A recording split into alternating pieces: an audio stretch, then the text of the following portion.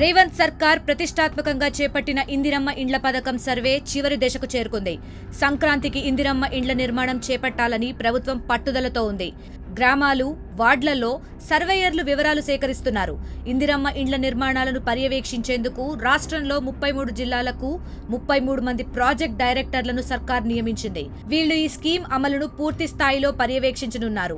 తొలి దశలో సొంత స్థలాలు ఉన్నవారికే ఇందిరమ్మ ఇళ్లు మంజూరు చేస్తామని ఇప్పటికే రాష్ట్ర ప్రభుత్వం ప్రకటించింది. మొదటి విడతలో సొంత స్థలం ఉన్న నిరుపేదలకు ప్రభుత్వం ఇందిరమ్మ ఇండ్లను మంజూరు చేయనుంది.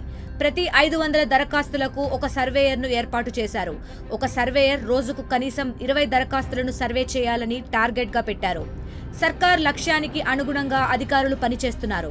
తొలి సంవత్సరంలో ప్రతి నియోజకవర్గానికి 3,500 చొప్పున ఇండ్లను కేటాయించింది. మొత్తంగా 4.5 లక్షల ఇండ్లకు ఒక్కో ఇంటికి 5 లక్షల చొప్పున నిధులను విడుదల చేయనుంది. ఈ నిధులను 4 విడతలుగా లబ్ధిదారుల ఖాతాల్లో జమ చేస్తుంది.